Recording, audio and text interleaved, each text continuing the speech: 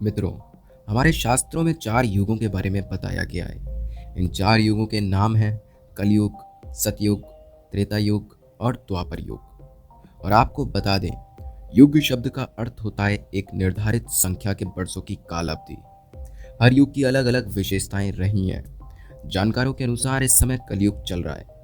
इस युग की पूर्ण आयु अर्थात काल अवधि 4,32,000 वर्ष होती है। इस युग में मनुष्य की आयु 100 वर्ष होती है और वहीं मनुष्य की लंबाई 5.5 फीट। नमस्कार मित्रों, आप सबका स्वागत है आपके अपने चैनल फैक्ट जिला में। आज हम बात करने वाले हैं महागाथा महाभारत का एक किस्सा लेके। महाभारत के तुरंत बाद कैसे कलयुग की शुरुआत हुई। चारों तरफ पाप हो रहे हैं, कलयुग है भाई। हिंसा हो रही है, कलयुग है भाई।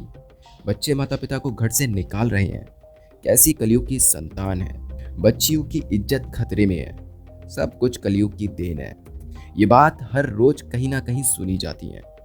जब इंसान धर्म कर्म के रास्ते से भटक कर अधर्म के मार्ग पर आ जाता है तो उसका सारा दोष कलयुग पर मढ़ दिया जाता है।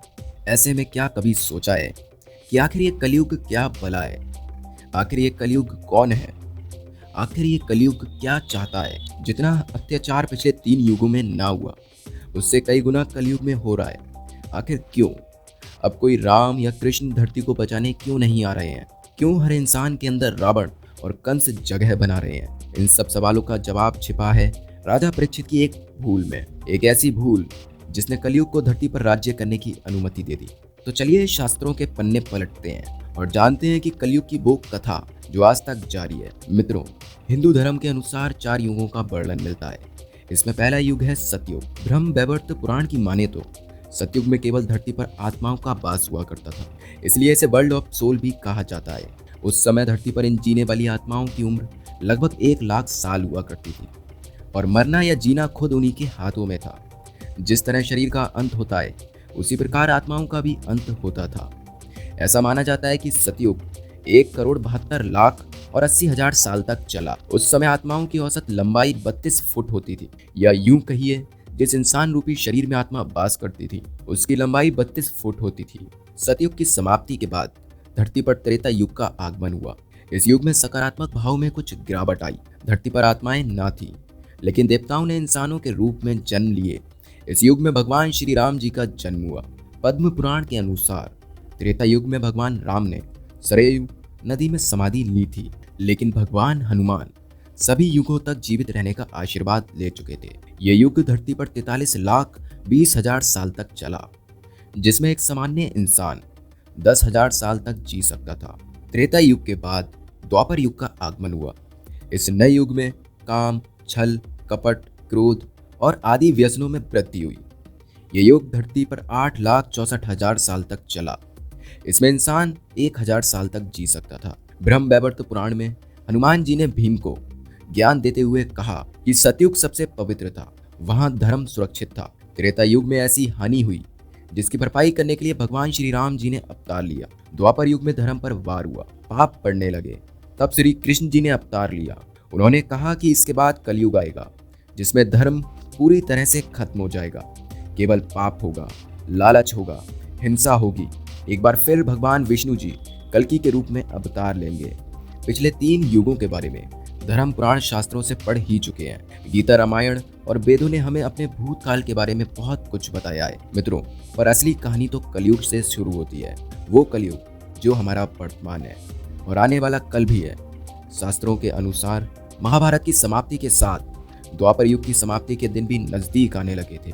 भगवान कृष्ण जी धरती पर अपनी भूमिका पूरी कर चुके थे, वापस बैकुंठ जा रहे थे। उनके बिना पांडव धरती पर क्या करते? इतने रंज और हिंसा के बाद उनका मन धरती पर नहीं लग रहा था। युधिष्ठिर ने अपना सारा साम्राज्य पाठ परीक्षित को सौंप दिया। उन्होंने परीक्षित को सर्वाधिकारों के साथ सम्राट घोषित कर दिया। इसके बाद 5 पांडव मोक्ष यात्रा के लिए हिमालय निकल गए। धरती पर राजा परीक्षित का राज्य था। ना कृष्ण थे, ना माता लक्ष्मी, ना विदुर थे, ना ही भीष्म जैसे विद्वान। फिर भी परीक्षित ने अपनी जिम्मेदारी को निभाने का भरपूर प्रयास किया। मित्रों, बताया जाता है कि पांडवों के हिमालय गमन के बाद माता धरती और धर्म सरस्वती नदी के एक एक छोर पर बैठे थे। माता धरती गाय के रूप में और धर्म बैल के रूप में बैठे बातें कर रहे थे। गाय रूपी धरती माँ दुखी थी और निराशा से उनकी आंखें भर आई। धर्म ने पूछा कि अब तो महाभारत खत्म हो गई है, चीख पुकार अहिंसा सब समाप्त हो गई है, फिर भी आप दुखी क्यों हैं?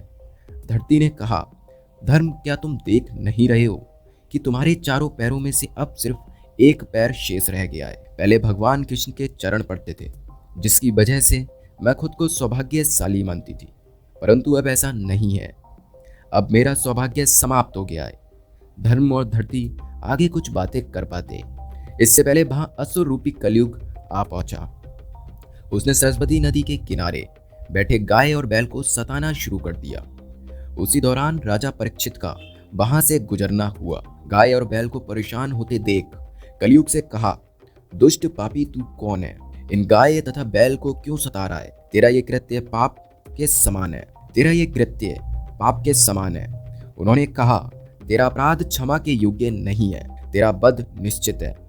ये कहते ही परीक्षित ने कलयुग पर धनुष तान दिया। राजा परीक्षित बैल रूपी धर्म को पहचान चुके थे। उन्होंने धर्म से पूछा कि ये कौन है, पर उन्होंने जवाब ना दिया। राजा ने कहा, आप धर्म के मर्म को भलीभांति जानते हो, इसलिए किसी को इस विषय में गलत ना कहते हुए अपने ऊपर हो रहे अत्याचार करने वाले का नाम भी नहीं बता रहे। तभी कलयुग राजा के चरणों में आ गया और अपना परिचय देते हुए कहा, महाराज मैं कलयुग हूँ।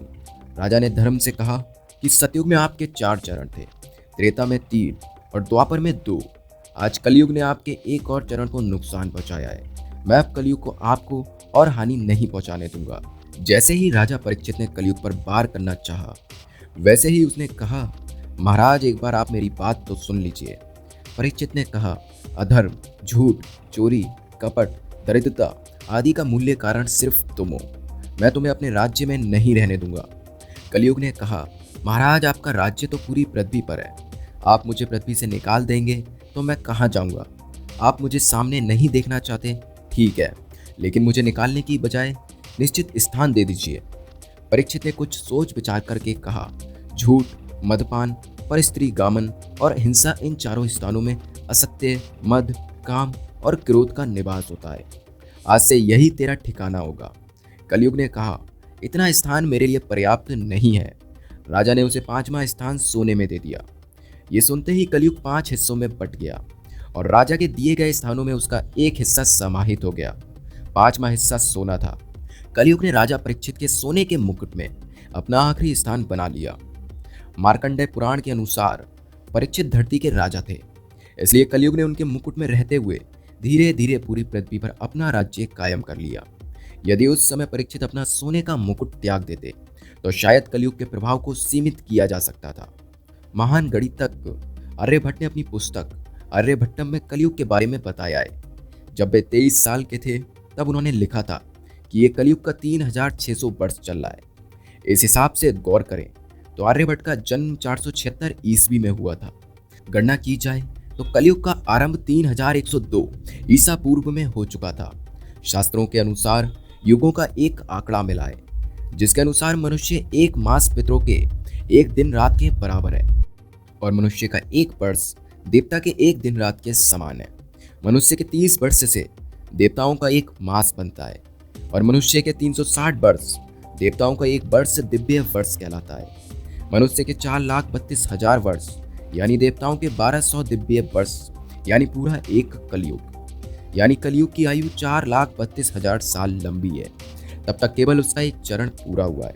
मित्रों, बताया जाता है कि 3102 ईसा पूर्व जब 5 ग्रह मंगल, बुध, शुक्र, बृहस्पति और शनि मेष राशि पर 0 डिग्री पर हो गए थे, तब कलयुग का प्रारंभ हुआ था। अब तक कलयुग के 5118 वर्ष बीत चुके हैं और 4,26,880 वर्ष अभी भी बाकी है। मित्रों, आज हम जो दुष्कर्म देख रहे हैं ये आगे के भविष्य का कुछ भी नहीं है। शास्त्रों में ये भी कहा गया है कि कलयुग में आत्मा 84 बार जन्म लेगी और फिर उसे मोक्ष प्राप्त होगा। मानव की आयु 100 वर्ष होगी और धीरे धीरे ये कम होती जाएगी।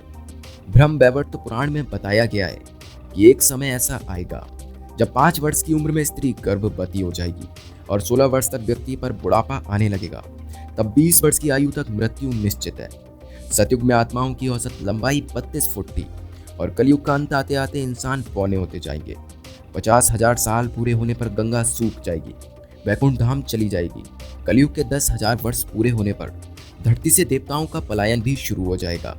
इसके बाद इंसान पूजा, व्रत, कर्म, उपवास सभी धार्मिक कार्य बंद कर देंगे। प्रकृति ने जो कुछ भी मनुष्य को दिया है वो सब उससे एक एक करके वापस ले लिया जाएगा। चारों ओर हिंसा का वातावरण होगा, केवल पाप ही पाप दिखाई देगा। मित्रों, वर्तमान में देखा जाए तो शास्त्रों के लिखी बात सच होती दिखाई दे रही है। पहले मनुष्य की औसत आयु 100 वर्ष थी, लगातार घटते हुए 65 वर्ष पर आ गई है और ऊंचाई औसतन 5 या 6 फीट हो रही है। पानी का संकट गहराने लगा है और प्रदूषण के कारण हवा जहरीली हो गई है, जिसका असर धरती की गुणवत्ता और फसलों पर भी दिखाई दे रहा है। अब ये सवाल उठता है, जब त्रेता युग में पाप बढ़ा तो राम जी ने अवतार लिया और द्वापर युग में पाप बढ़ा तो श्री कृष्ण जी ने अवतार लिया। अब जबकि कलयुग धर्म की हर सीमा को पार कर जाएगा, तब क्या होगा? ब्रह्म वैवर्त पुराण के अनुसार तब एक बार फिर भगवान विष्णु जी कल्कि के रूप में अवतार लेंगे। पुराण में बताया गया है कि उनका जन्म विष्णु यशा नामक व्यक्ति के घर में होगा। वे केवल 3 दिन के लिए धरती पर जन्म लेंगे और समस्त अधर्मी लोगों का नाश करेंगे। इसके बाद धरती पर लगातार मोटी धार से वर्षा होगी, इतनी वर्षा कि पृथ्वी फिर से जल मग्न हो जाएगी और 17 लाख वर्षों का एक संधि काल होगा। एक युग के अंत और दूसरे युग के प्रारंभ के बीच के समय को संधि काल कहा जाता है। यानी ये समय 17 लाख वर्षों का होगा। संधि काल खत्म होने के बाद पृथ्वी पर 12 सूर्य उदय होंगे, जिसकी गर्मी से पृथ्वी का सारा अनुप्रयोत पानी सूख जाएगा। इसके साथ एक बार फिर सतयुग का प्रारंभ होगा। मित्रों, ये सारा सार हमें शास्त्रों में लिखा हुआ मिलता है। वे शास्त्र जो हमें करोड़ों अरबों सालों से हमें धर्म की शिक्षा देते आए हैं। जो होने वाला है उसे रोकना हमारे बस में नहीं है। यदि कुछ है तो खुद को उस नकारात्मक प्रभाव से बचना हमारे हाथ में है और हमें उस प्रभाव को कम से कम करने की कोशिश करनी चाहिए। तो ये थी कहानी कलयुग के पृथ्वी पर आगमन की, और पृथ्वी से जाने से पहले क्या होगा और जाने के बाद फिर सतयुग कैसे आएगा। मित्रों, वीडियो को पूरा देखने के लिए आप सभी का बहुत बहुत आभार। आशा करता हूँ कि आज की वीडियो से आपको कुछ ना कुछ सीखने को अवश्य मिला होगा। तो वीडियो को लाइक, कमेंट और अपने मित्रों के साथ शेयर करना मत भूलिएगा, जिससे उन्हें भी ये नॉलेज मिल सके। और यदि आप हमारे चैनल पर नए हैं तो चैनल को सब्सक्राइब कर बेल आइकन को ऑल पर सेलेक्ट अवश्य कर लीजिएगा। मिलते हैं एक और नई वीडियो के साथ। जय हिंद, वंदे मातरम।